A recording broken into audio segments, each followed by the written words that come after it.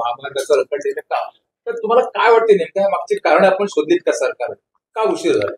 दोन बाबी आहेत की एकतर पहिला टप्पा रखडला फळसपाते इंदापूर, त्याच्यात वन खातं, कर्नाळा अभयारण्य याच्यामुळे थोडीशी दिरंगाई झाली.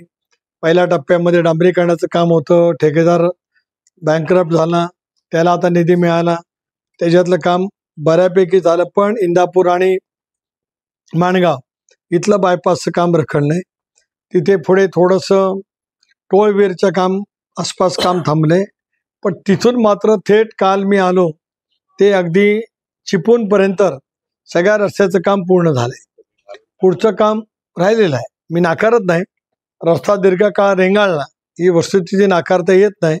त्याच्यात दोन कारणं होते. एक वनजमीन, त्यानंतर भूसंपादनाच्या रक्कम याच्यात कमी अधिक जे काय झालं, काही नवीन निर्णय झाले त्याच्यामुळे सुद्धा थोडंसं काम आणलं गेलं.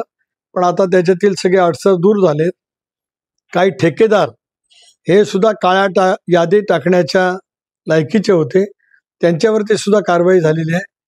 2025 अखेर हा संबंध रस्ता म्हणजे आपल्या हद्दीपर्यंत ते पळसप्यापासून पूर्ण होईल अशी अपेक्षा आहे आणि आमचा पाठपुरावा आहे. या मार्गामध्ये निर्माणीचा मुद्दा पुन्हा एकदा रेडिओवर परत चर्चेत आलाय. एक असं आहे की ती आजही आहे.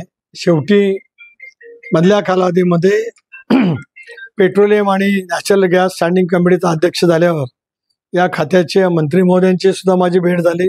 हरदीप सिंग पुरी, धर्मेंद्र प्रधान या खात्याचे मंत्री होते, त्यांची भेट झाली.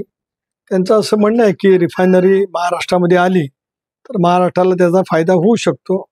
पण शेवटी ती रिफायनरी येऊ शकते आपल्या या पट्ट्यामध्येच. बाकी महाराष्ट्रातल्या इतर कुठल्याही भागामध्ये रिफायनरीला पोषक अशा पद्धतीचं ते डेस्टिनेशन नसल्यामुळे येऊ शकते इकडे. शेवटी इथल्या जनतेने हे आपल्याला ठरवणं आवश्यक आहे. राज्यकर्त्यांनी त्या बाबतीमध्ये पुन्हा एकदा जनतेजवळ संवाद करून आपण नेमकं काय करू शकतो त्याचा विचार करण्याची गरज आहे. 2025